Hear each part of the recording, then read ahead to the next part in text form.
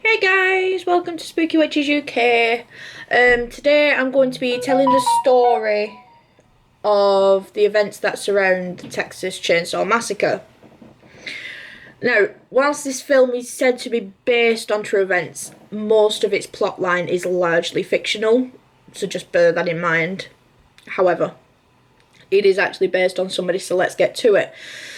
So, the Texas Chainsaw Massacre is based loosely on the real-life murderer, I want to say Gein.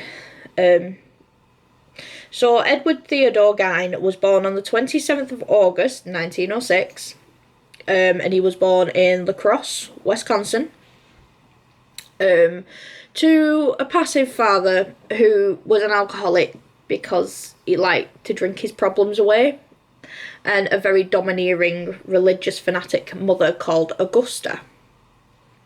So he was raised in isolation along with his older brother Henry in Plainfield, Wisconsin, on a farm, and that they both only left to attend school, really. They never left otherwise. His teachers and his classmates and bullies. He was a victim of bullying because he was like such a loner, basically. So his teachers and classmates said that he was some of his mannerisms were very odd, saying that he would burst into random fits of laughter, like laughing at a private joke kind of thing. And his teacher said whilst his social development was massively affected, and he or she did blame this on the mother, he did quite well in school otherwise, especially in reading. He enjoyed reading. But he wasn't allowed to make any friends. And if his mother caught him talking to outside influences, he would be heavily punished. Because she didn't want any outside influences affecting the way her children were brought up. So the brothers only had each other for company. So Ed would constantly do anything and everything to make his mother happy. Although she was very rarely satisfied with them, she believed that he and his brother Henry were destined to be failures just like their father. But despite this, Ed would still do his best.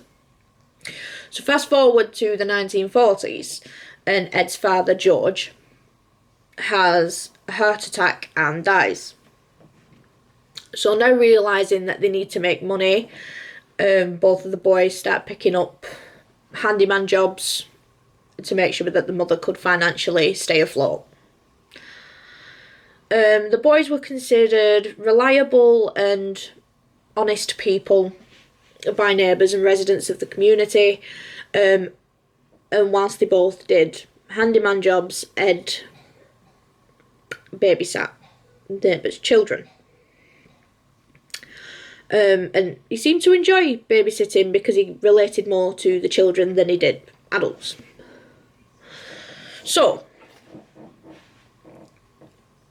Ed's brother, Henry, as they got older, started to reject his mother's views of the world. And he worried about Ed's attachment to his mother.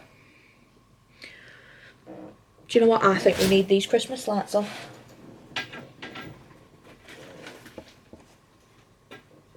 Let's put these Christmas lights on.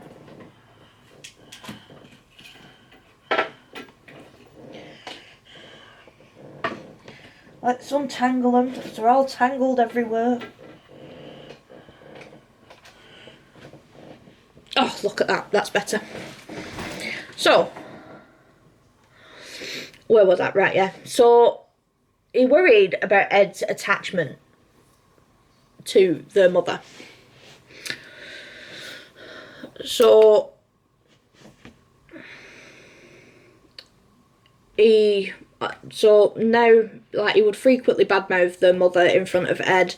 So now, on May 16th, 1944, there was a brush fire close to the farm, so both brothers had headed off to extinguish it. As night rolled around... Oh, shoot. As night rolled around... Ed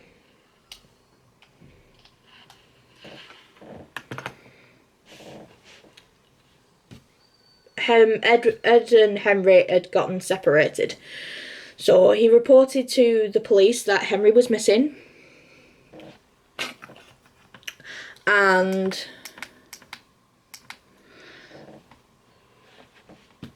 that when the police turned up, they made a search party. So yeah, he reported to the police that Henry was missing. So the police made a search party. So now here's the weird thing, right? Ed took this search party right to the body. Took this search party right to the body of his brother, who was dead on the ground. So the police immediately thought that this was suspicious, right? I mean, why wouldn't you? It is suspicious. He's just taken him straight to the body of his missing brother. If he knew where his brother was, why didn't he go get him himself? So, the ground that Henry lay on was untouched by the fire. And there were bruises all over his head. But despite this, the police ruled that there was no foul play and that the county coroner had listed the cause of death as asphyxiation. Struggle with that word, me. And while some people believe Ed killed his brother, no charges were made. So after his brother had died, Ed then lived alone with his mother, who then died on December 29th, 1945. So, following a series of strokes, which at the time he had said that he'd lost his only friend and one true love, and that he was absolutely alone in this world. I mean, I'm all for, like, loving your mother, but... So, as time went on, Ed boarded up all the rooms in the house that was frequently used by his mother. He didn't want anything to do with them. And he still did all these handyman jobs to keep him afloat. So, he then also started to read death cult magazines and adventure stories. So fast forward again to November 16th, 1957. The Plainfield hardware store owner, Bernice Worden, had disappeared, and the police apparently had reason to suspect it was Ed. So Bernice's son had apparently told the investigators that Ed had been in the store the night before. And he said that he would be in the next morning for a gallon of antifreeze, and that the receipt for this gallon of antifreeze was the last receipt that Bernice had written that morning. So the police get a warrant and go to search Ed's property. My phone is just going mad today.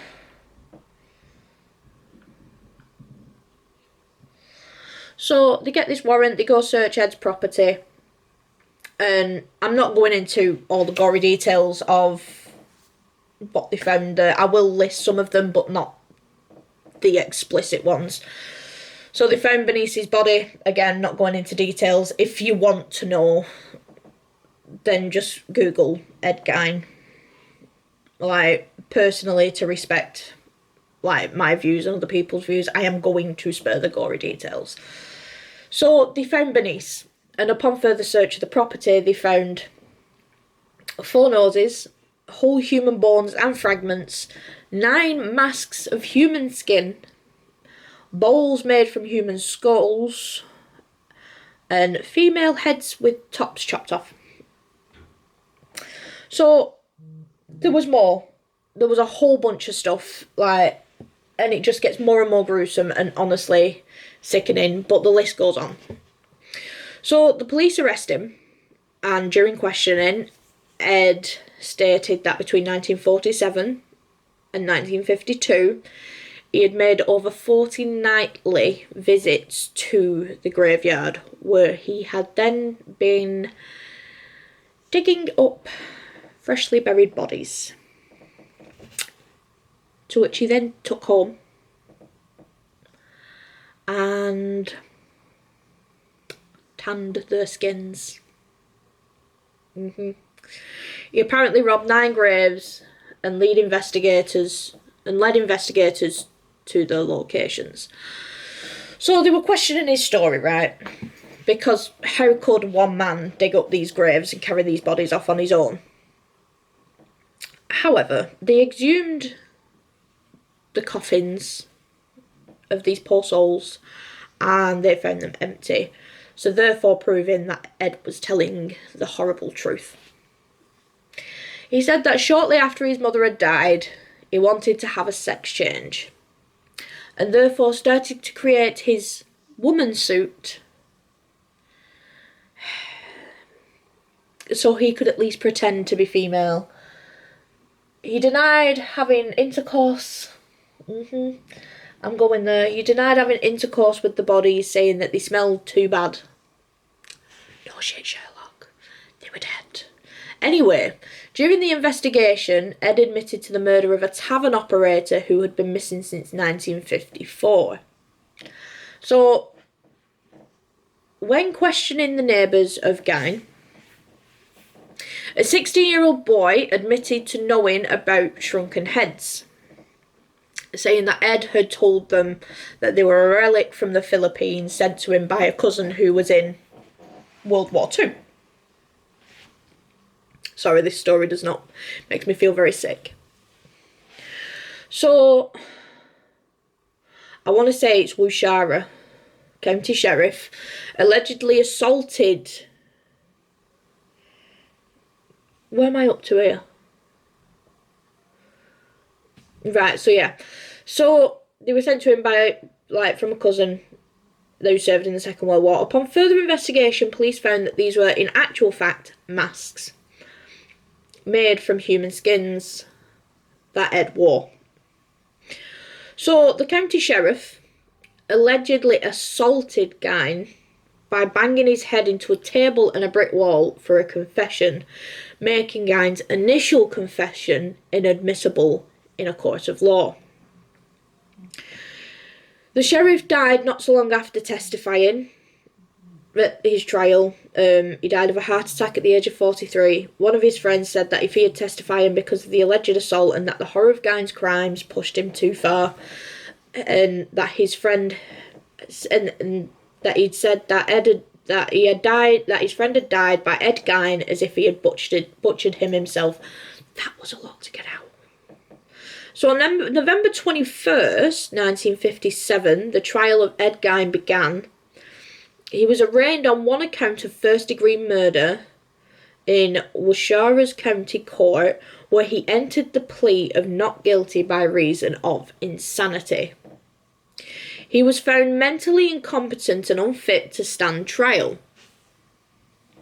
So he was then sent to the Central State Hospital for the Criminally Insane, now known as the Dodge Correctional Institution, a maximum security facility in Waupun. It's in Wisconsin. And later transferred to the Mendota State Hospital in Madison, Wisconsin. In 1968, Gein's doctor declared him fit enough to stand trial, and so he did.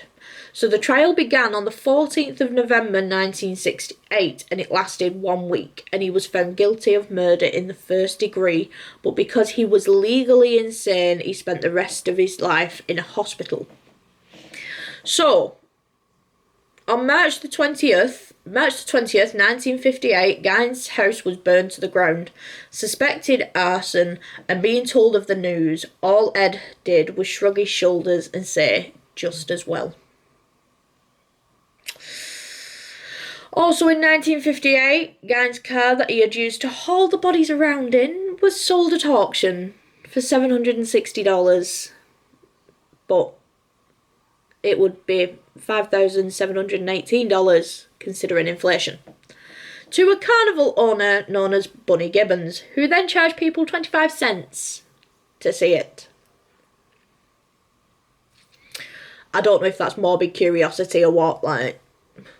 But on July 26th of 1984, Ed Gein died of respiratory and heart failure due to cancer in Goodland Hall at the Mendota Mental Health Institute. His gravesite in Plainfield has had frequent vandalisation over the years, and people have been chipping off parts of the gravestone to take as souvenirs, before the bulk of it was stolen in the year 2000. It was then recovered in 2001 near Seattle and is now in a museum. So yeah, that's the story of Ed Gein, the murderer who inspired films like the Texas Chainsaw Massacre and I believe Psycho, but I might be wrong about that one. I hope you've enjoyed today's video. I love you all, and as always, stay spooky, witches.